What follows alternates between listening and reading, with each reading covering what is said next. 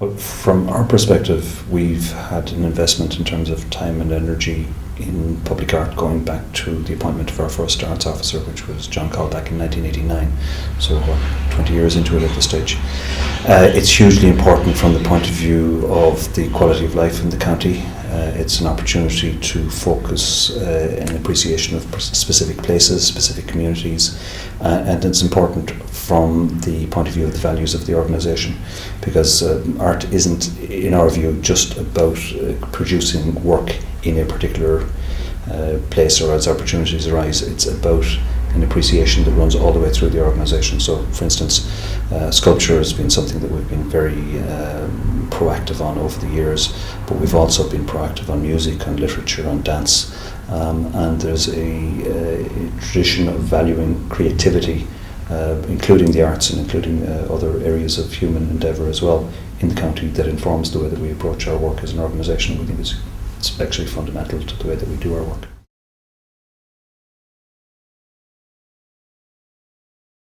A number of challenges. Obviously budgetary challenges are out there for everyone, so it's going to be a challenge to make sure that we can find the resources to deliver the public arts programme that we've delivered over the past 10 years in the years ahead. That's one challenge. The second challenge is to make sure that it's appreciated and communicated, so that it's not seen as just something that a small number of people are involved in, that it's actually embedded in communities. And to a large extent, I think we have made a lot of progress on that in the past 10 years, and I think we'll continue to make progress in the future regardless of the resources. And I suppose that the final challenge would be to expand the appreciation of the arts so that it is seen to inform all aspects of life in the county.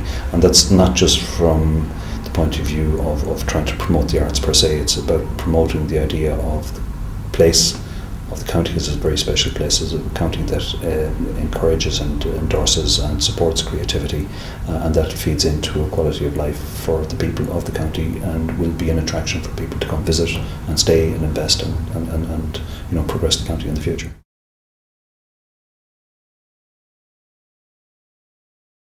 I think the key thing, and I'm giving you a perspective from a manager who's been sitting in the seat for just 2 months, so it's a pretty new seat for me to be sitting in. But before this, I was a director of services, and I was responsible for the West Coast and for Westport.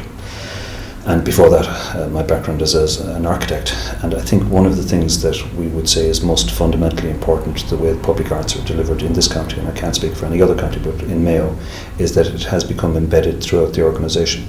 And you don't have a silo thing of an arts programme that's delivered simply by an arts department. It's assisted by our architects department, our parks department, and our engineering departments all contribute to it. And I think there is a realisation that the public arts programme is a source of, it's an opportunity for people to be creative, it's an opportunity for people to make a mark, and it's an opportunity to have fun. And I think that's something that has found its way, as I say, into every corner of the organisation. It's one of the things that I think as a county we would probably pride ourselves on.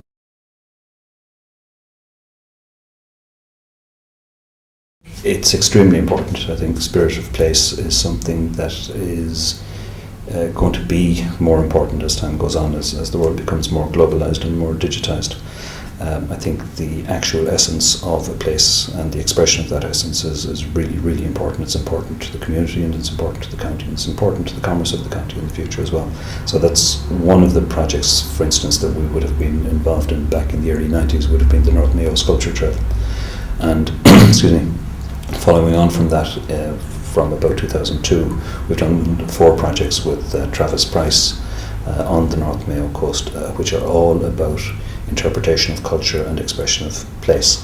And to some extent, all of our public art programs are very specifically place and community related. We think it's really, really important.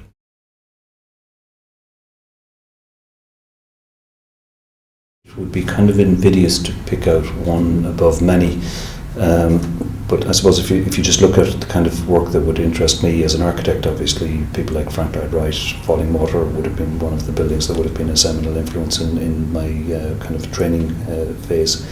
And laterally, excuse me, things like the Guggenheim in Bilbao and the work of Calatrava, and that would be works that would be very important from where I sit in terms of the quality of the expression and the purity of structure and all that goes with that.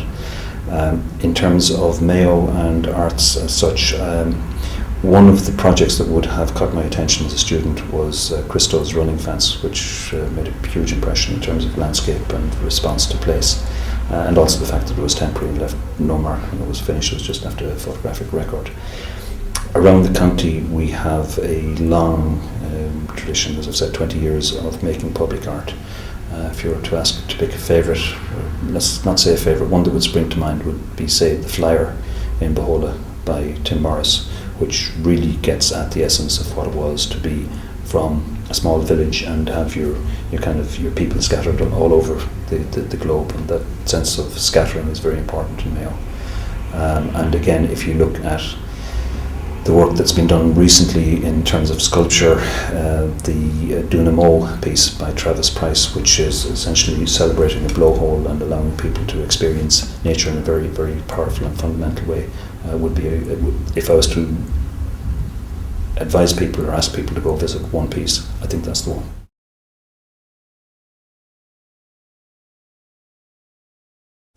I think personally that the Percent for Art scheme has been one of the best innovations that's been made in the arts area for a very long time. I know it has its critics, but it has opened up potential for counties and local authorities and communities to be involved in the arts in ways that they never would have been in the past. And we would like, in whatever review and regardless of the budgetary constraints and they are there, that it would continue and develop change, obviously, but certainly continue. In terms of the bigger picture, one of the things that we're very keen to do in this county is to build a connection to the Mayo diaspora. And we're going to try and do that next year, starting next year, using digital technology. And the sense of identity, sense of place, arts, culture and heritage will all be a fundamentally important part of that. And arts into the future will express, hopefully, the sense of what it is to be from Mayo, with a Mayo connection, with some Mayo, as we say, Mayo DNA, whatever part of the globe you find yourself in.